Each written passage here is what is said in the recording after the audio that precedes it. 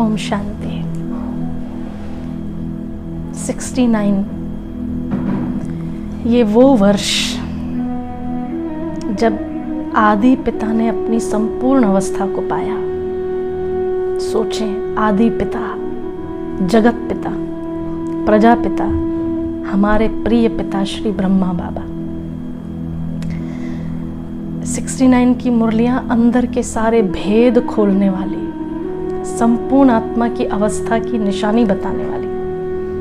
हमारा ये सौभाग्य है कि इन मुरलियों के माध्यम से हम बाबा को दिव्य बुद्धि से देख पाते हैं। तो सुनते हैं आज 18 जनवरी 1969 पिताश्री जी के अव्यक्त होने के बाद गुलजार बहन द्वारा अव्यक्त वतन से प्राप्त दिव्य संदेश। आदरणीय गुलजार दादी जी, तन और मन की हलचल को समाप्त कर देही अभिमानी बनो। ओम शांति, ओम शांति बाबा। आज जब वतन में गई तो शिव बाबा बोले, साकार ब्रह्मा की आत्मा में आदि से अंत तक 84 जन्मों के चक्र लगाने के संस्कार हैं। तो आज भी वतन में चक्र लगाने गए थे। जैसे साइंस वाले रॉकेट द्वारा चंद्रमा तक पहुंचे और जितना चंद्रमा के नजदीक पहुंचते गए उतना इस धरती की आकर्षण से दूर होते गए। पृथ्वी की आकर्षण खत्म हो गई। वहां पहुंचने पर बहुत हल्कापन महसूस होता है। जैसे तुम बच्चे जब सूक्ष्म वतन में आते हो तो स्थूल आकर्षण खत्म हो जाती है, तो वहां भी धरती की आकर्षण नहीं रहती है। यह है ध्यान द्वारा और वह है साइंस द्वारा। और भी एक अंतर बाप दादा सुना रहे थे कि वो लोग जब रॉकेट में चलते हैं तो लौटने का कनेक्शन नीचे वालों से होता है, लेकिन यहाँ तो जब चाहें जैसे चाहें अपने हाथ में है। इसके बाद बाबा ने एक दृश्य दिखाया। लाइट की बहुत ऊंची पहाड़ी थी और उस पहाड़ी के नीचे शक्ति सेना और पांडव दल था। ऊपर में बाप दादा खड़े थे। इसके बाद बहुत भीड़ हो गई। हम सभी वहां खड़े ऐसे लग रहे थे जैसे साकारी नहीं लेकिन मंदिर के साक्षात्कार मूर्त खड़े हैं। सभी ऊपर देखने की कोशिश कर रहे थे लेकिन ऊपर देख नहीं सके। जैसे सभी बहुत तरस रहे थे। फिर थोड़ी देर में एक आकाशवाणी की तरह आवाज आई कि शक्तियों और पांडवों द्वारा ही कल्याण होना है। उस समय हम सबके चेहरे पर बहुत ही रहम दिल का भाव था। उसके बाद फिर कई लोगों को शक्तियों और पांडवों से अव्यक्त ब्रह्मा का साक्षात्कार, शिव बाबा का साक्षात्कार होने लगा। फिर तो वह सीन देखने की थी। कोई हंस रहा था, कोई पकड़ने की कोशिश कर रहा था, तो कोई प्रेम के आंसू बहा रहा था। लेकिन सारी शक्तियां आग के गोले समान तेजस्वी स्वरूप में स्थित थी।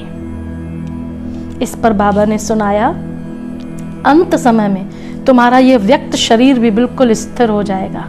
अभी तो पुराना हिसाब किताब होने के कारण शरीर अपनी तरफ खींचता है, लेकिन अंत में बिल्कुल स्थिर तथा शांत हो जाएगा। कोई भी हलचल न मन में न तन में रहेगी, जिसको ही बाबा कहते हैं देही अभिमानी स्थिति। दृश्य समाप्त होने के बाद बाबा ने कहा, सभी बच्चों को कहना कि अभी देही अभिमानी बनने का पुरुषार्थ करो। जितना सर्विस पर ध्यान है उतना ही इस मुख्य बात पर भी ध्यान रहे कि देही अभिमानी बनना है। फिर है पुराने संस्कार रूपी पत्तों को समाप्त कर बीज रूप अवस्था बनाओ।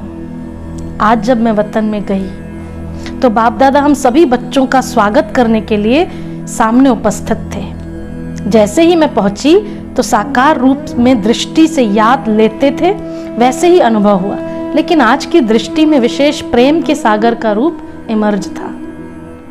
एक एक बच्चे की याद नैनों में समाई हुई थी। बाबा ने कहा, याद तो सभी बच्चों ने भेजी है, लेकिन इसमें 2 प्रकार की याद है। कई बच्चों की याद अव्यक्त है और कईयों की याद में अव्यक्त भाव के साथ व्यक्त भाव मिक्स है। 75% बच्चों की याद अव्यक्त थी, लेकिन 25% की याद मिक्स थी।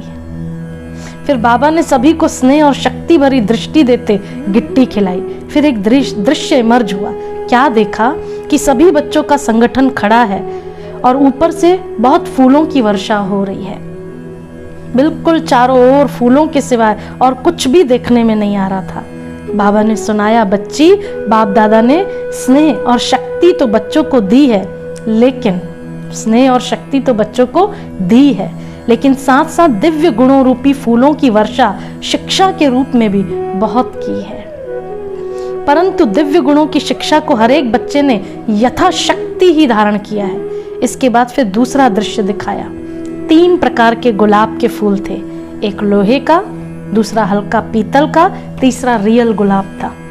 तो बाबा ने कहा, बच्चों की रिजल्ट भी इस प्रकार की है। जो लोहे का फूल है, यह बच्चों के कड़े संस्कार की निशानी है। जैसे लोहे को बहुत ठोकना पड़ता है, जब तक गर्म न करो, हथौड़ा न लगाओ तो मुड़ नहीं सकता। इसी तरह कई बच्चों के संस्कार लोहे की तरह कड़े हैं, जो कितना भी भट्टी में पड़े रहें लेकिन बदलते ही नहीं हैं। दूसरे वे हैं जो मोड़ने से, वे मेहनत से कुछ बदलते हैं। तीसरे वे हैं जो नेचुरल ही गुलाब हैं। ये वही बच्चे हैं जिन्होंने गुलाब समान बनने में कुछ मेहनत नहीं ली।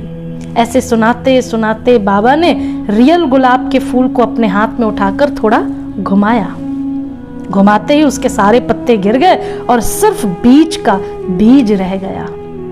तो बाबा बोले, देखो बच्ची, जैसे इसके पत्ते कितनी जल्दी और सहज अलग हो गए, ऐसे ही बच्चों को ऐसा पुरुषार्थ करना है जो एकदम फट से पुराने संस्कार, पुराने देह के संबंध रूपी पत्ते छट जाएं और फिर बीज रूप अवस्था में स्थित हो जाएं। तो सभी बच्चों को यही संदेश देना कि अपने को चेक करो कि अगर समय आ